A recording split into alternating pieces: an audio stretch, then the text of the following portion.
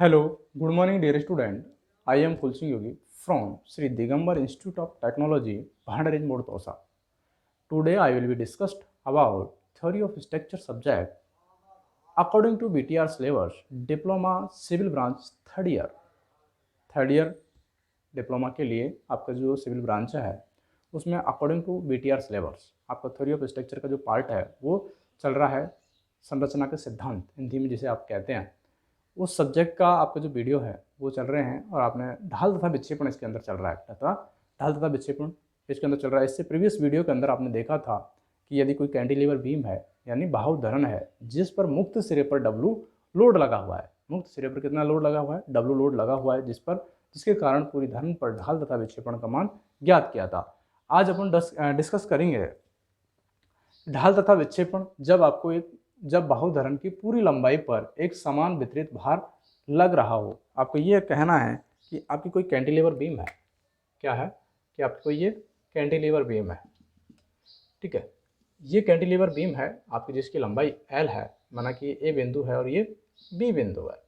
इस पर पूरी लंबाई पर क्या है, पूरी लंबाई पर आपका UDL यानी समान वितरित भार लगा हुआ है जिसकी जो इंटेंसिटी है W किलो न्यूटन पर मीटर आप मान सकते हैं। W किलो न्यूटन पर मीटर इसकी इंटेंसिटी मान सकते हो या W न्यूटन पर मीटर मान सकते हो, जो भी आप मानना चाहे। ये आपका इस पर लोड लगा हुआ है W किलो न्यूटन पर मीटर, कितने पर, L लंबाई पर। तो आपको क्या है कि इस पर ढाल तथा विक्षेपण का मान ज्ञात करना है। मैं जैसे आपको बताया था कि क्या क्या करते थे, अपने काट मानते थे। क्या मानते थे, काट मानेंगे x डैश।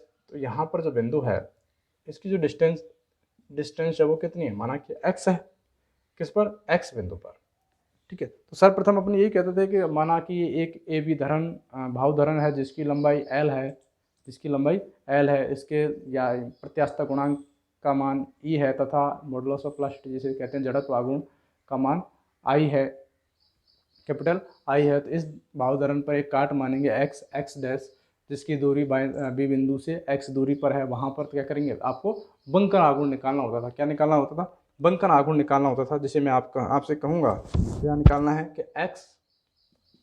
x डैश काट पर x डैश काट पर आघूर्ण, x डैश काट पर आघूर्ण जिसे आप कहेंगे mx इक्वल टू, अगर आप इस बिंदु पर निकाल रहे हैं mx, w इंटेंसिटी है, लोड कैसे घुमा, इसको क्लॉकवाइज घुमा रहा है एक तरीके से, आप ये कहेंगे डिस्टेंस कितनी है, x है, कितनी है x। तो टोटल जो लोड लगेगा आपका कितना है, w इंटू एक्स। कितनी दूरी पर लेकर आएगा, इसकी UDL है तो मैंने कहा था कि आधी दूरी पर क्या करता है, ले करता है। यदि आपने इसको क्या पॉइंट लोड में चेंज कर लिया, कहाँ ले करेगा, इसकी आधी दूरी पर। आधी दूरी कितनी है, x/2, कितनी x/2। तो mx जो है उसके मान कितना हो जाएगा, माइनस के WX²/2, WX²/2 इसका क्या होगा, mx काट पर होगा। नेक्स्ट आपको ये पता था चूंकि समीकरण में आपको दिया होता है EI dy/dx² equal to minus K mx, minus K है तो ये क्या हो जाएगा, प्लस का हो जाएगा। mx का मान आप पुटअप कर रहे हैं इसमें, तो ये क्या हो जाएगा, W, एक बार लिख देता हूँ चाहे आपको, एक समीकरण होती थी चूंकि, क्या होता है माइनस mx। तो आप इसके अंदर मान पुटअप करेंगे तो ये क्या हो जाएगा, dy/dx², ये माइनस माइनस है तो क्या हो जाएगा, प्लस हो जाएगा एक तरीके से। आप ये कहेंगे WX²/2 किसका है, समीकरण नंबर 1 आप इसको दे सकते हैं, समीकरण नंबर 1 दे सकते हैं। इसको 1 दे दिए तो इसको 2 दे सकते हैं, ठीक है। तो यदि आपको ये क्या है कि आपने mx का मान पुटअप कर दिया, किसका, mx का मान पुटअप कर दिया और समीकरण नंबर आपके पास में 1 आ गया। इस समीकरण का क्या करेंगे, आप समाकलन करेंगे। द्विघात समाकलन विधि से कर रहे हैं, कैसे कर रहे हैं, द्विघात समाकलन विधि से करना है आपको। ये किससे करना है, तो सॉल्व करेंगे द्विघात समाकलन, डबल इंटीग्रेशन मेथड से, द्विघात समाकलन विधि, ठीक है। ये आपको सॉल्व करना है डबल इंटीग्रेशन मेथड से। तो आपका जो इक्वेशन नंबर 1 है, समीकरण नंबर 1 है, इसका समाकलन करेंगे। समीकरण 1 का समाकलन करने पर आप अगर समीकरण 1 का समाकलन करेंगे तो आपके पास ये EI dy/dx इक्वल टू क्या आ जाएगा, WX कि अगर स्क्वायर है तो क्या आ जाएगा क्यू अपॉन 2, यहाँ ऑलरेडी है, यहाँ से 3 प्लस C1, समीकरण नंबर 2। इसे आप क्या कह सकते हैं 6 लिख सकते हैं एक तरीके से, डब्लू एक्स क्यूब अपॉन 6, समीकरण नंबर 2। अब ये कहें कि समीकरण 2 का समाकलन करने पर, समीकरण 2 का भी समाकलन करेंगे आप तो आपके पास क्या आ जाएगा E I by equal to W X की पावर 4 अपॉन 6 ऑलरेडी है, इसके साथ में क्या है एक्स की पावर में 4 आएगा, या नीचे भी क्या आता है 4 आता है, 4 से मल्टीप्लाई हो जाएगा, 6 चौका 24, 6 चौका 24 हो जाएगा, प्लस C1 आपके पास है, इसके साथ में कांस्टेंट 1 है तो 1 का करेंगे तो x प्लस C2, समीकरण नंबर 3, समीकरण नंबर 3। अब आपको पता लग गया कि दूसरा जो समाकलन किया था आपने समीकरण नंबर 2 का, तो आपके पास में ये समीकरण आया था। अब आपको ये है कि यदि मैं तुमसे ये कहूँगा कि इसके अंदर C1 और C2 का मान फाइंड आउट करना है, C1 और C2 का मान फाइंड आउट करना है, तो यदि आप C1 और C2 का मान फाइंड आउट करेंगे तो आपको शर्तों का पता होना चाहिए कि आपको जो धरण है उस पर कितना लोड किस जगह पर अप्लाई किया गया है, कितना लोड किस जगह पर अप्लाई किया गया। जैसे शर्तें कौन कौन सी होती हैं, यदि मैं आपसे ये कहूँ कि यदि इस जो आपका डायग्राम दिया हुआ है इसमें x बराबर l हो, x बराबर l, यानी इस x को खींचकर आप कहाँ ले आए, बिंदु ए पर ले आए, तो यहाँ x बराबर क्या हो जाएगा l हो जाएगा। इस बिंदु पर ढाल तथा विक्षेपण दोनों ही क्या है 0 है, तो D Y upon D X equal to क्या है 0 है। कब, जब आपको x बराबर l दिया हुआ है, x बराबर l दिया हुआ है। और ये मान यदि मैं तुमसे ये कह दूँ कि आपकी जो समीकरण नंबर 2 दी हुई है, समीकरण नंबर 2 दी हुई है, उसके अंदर अगर आप ये पुटअप कर देते हैं, समीकरण नंबर 2 के अंदर यदि ये मान पुटअप कर देते हैं तो आपके पास जो मान आएगा E I into D Y upon D X, क्या है ढाल है, ढाल क्या होगा इस जगह पर ए बिंदु पर 0 होगा, तो 0 कितना 0 इक्वल टू इस जगह पर x बराबर कितना रखा l, तो x की l क्यूब अपॉन 6 प्लस क्या C1, और कोई फोर्स नहीं है, ठीक है। तो आप ये क्या कह सकते हैं कि C1 बराबर, ये इधर ये 0 हो गया, इधर जाएगा तो माइनस हो जाएगा, minus W L Q upon 6, ये किसका मान है C1 का मान, क्या है C1 का मान। आप ये कहेंगे कि C1 की जो वैल्यू है वो आपके पास आई कितनी, C1 की जो वैल्यू है आपके पास आई है माइनस के डब्लू एल क्यू अपॉन 6। इसी प्रकार यदि मैं आपसे कहूँगा कि ये शर्तें हैं यदि समीकरण नंबर 3 में अप्लाई कर दी जाए, कितने में 3 में अगर अप्लाई करेंगे तो क्या करेंगे x बराबर कितना l, तो y बराबर क्या हो जाएगा 0 हो जाएगा। तो यदि मैं आपसे कहूँगा ई आई इंटू बाई की वैल्यू कितनी होगी 0 इक्वल टू आपके पास कितना था यहाँ पर w l की पावर x का बराबर l है, तो x की पावर 4 l की पावर, और 6 को 24 माइनस C1 का मान माइनस में है कितना W L Q upon 6 into L, क्योंकि इसका जो x था C1 प्लस x था, तो ये l और इसका मान C2। यदि मैं ये जो मान आ रहा है इसको यदि मैं सॉल्व करूँ और C2 की वैल्यू बताऊंगा तो C2 की जो वैल्यू आएगी आपके पास वो आएगी डब्लू एल की पावर 4 अपॉन 8, इसकी वैल्यू है C2 की वैल्यू। इसको सॉल्व करेंगे आप तो ये C2 की मान आ जाएगा, किसका मान आ जाएगा C2 का मान।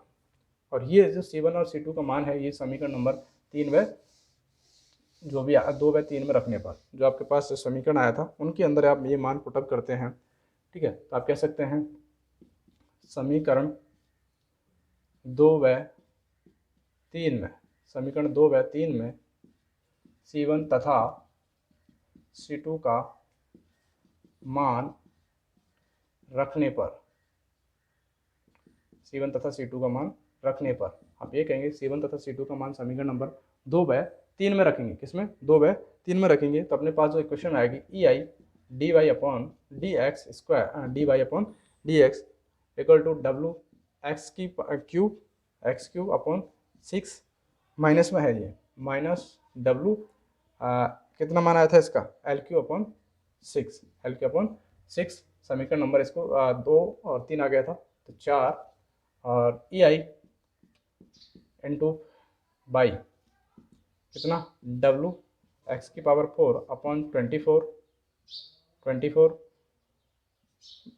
24 माइनस एक्स C1 का मान W L Q upon 6 into x plus किसका मान C2 का मान कितना है डब्लू एल की पावर 4 अपॉन 8 एल की पावर अपॉन 8 समीकरण नंबर 5। अब ये कहेंगे समीकरण 4 व समीकरण 5 किसको निरूपित करता है? ढाल तथा विक्षेपण के व्यापक समीकरण को। ढाल तथा विक्षेपण के व्यापक समीकरण हैं।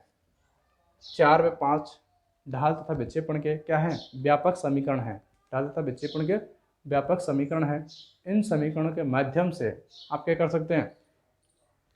किसी बिंदु पर ढाल तथा विक्षेपण ज्ञात कर सकते हैं। किसी बिंदु पर ढाल तथा विक्षेपण ज्ञात कर सकते हैं। जैसे आपको व्यापक समीकरण दिए हुए हैं, एक बार अभी मैं एग्जांपल अपने पास है, मैं थोड़ा सॉल्व करके बताता हूँ। देखिए आपके पास समीकरण नंबर यह है 4 5। यदि मैं आपसे कहूँ बिंदु बी पर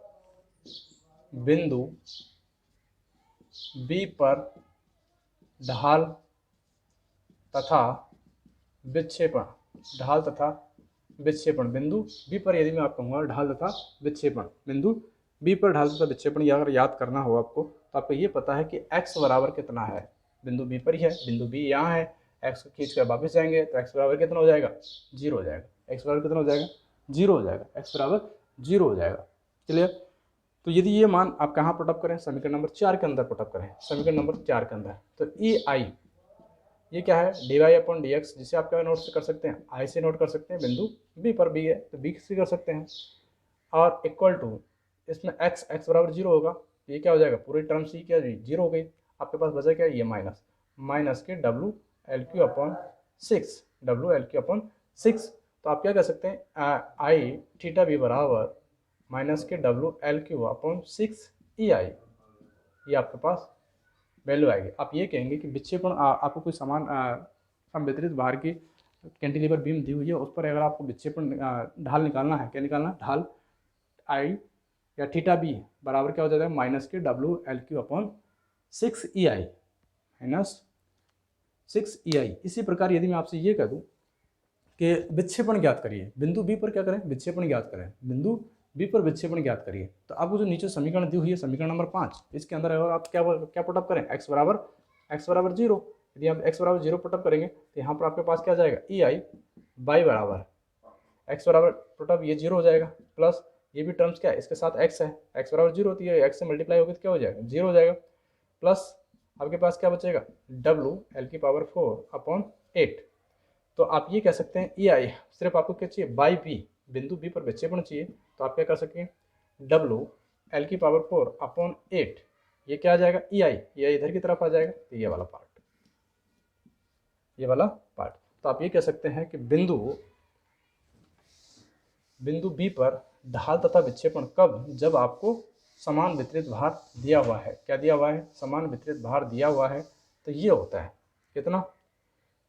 आई थीटा बी बराबर या बाई बी बराबर डब्लू एल की पावर 4 अपॉन 8 EI। यदि मैं आपसे ये कह दूं कि सर नॉर्मल अगर आप बिंदु ए पर निकालें, किस पर? बिंदु ए पर निकालें, तो बिंदु ए पर निकालने के लिए बिंदु ए पर ढाल तथा विक्षेपण बिंदु ए पर आपको पता है कि ढाल तथा विक्षेपण दोनों बिंदु ए पर जो मान है वो क्या होते हैं? 0 होंगे। क्या होंगे? 0 होंगे, क्योंकि इसकी प्रारंभिक अवस्था है और अंतिम अवस्था है वो भी चेंज नहीं होती है। इस तरीके से इसका विक्षेपण आएगा कि यहाँ की जो अवस्था है वो चेंज नहीं होती है, इनके साथ जो ढाल है वो भी 0 होता है, इनका मान भी चेंज नहीं होता है। लेकिन यदि आपको ये फाइंड आउट करना है, बताना है कि इसका मान कितना होगा, तो आप क्या करेंगे? इसके जो आपको क्वेश्चन दिया है, क्वेश्चन दी हुई है, इसके अंदर आपको ये करना है, यहाँ पर x बराबर जो समीकरण ये पहले देखें, इस समीकरण आपके जो व्यापक समीकरण थे, व्यापक समीकरणों के अंदर व्यापक समीकरण जो आए थे, व्यापक समीकरणों में x बराबर l रखने पर, x बराबर एल रखने पर यदि आप व्यापक समीकरणों के अंदर x बराबर एल पुटअप कर रहे हैं तो आपका ये जो मान पुटअप आएंगे theta A equal to already 0 आ जाएगा ऑटोमेटिक सॉल्व करेंगे जब आप, और बाई ए बी भी 0 आएगा जब आप इसको सॉल्व करके देखेंगे। इस तरीके से आप कोई कैंटिलीवर बीम है एक भाव है जिस पर समवितरित भार लगा हुआ है तो उस पर ढाल तथा विक्षेपण का मान फाइंड आउट कर सकते हैं। थैंक यू सो मच, मिलते हैं नेक्स्ट वीडियो।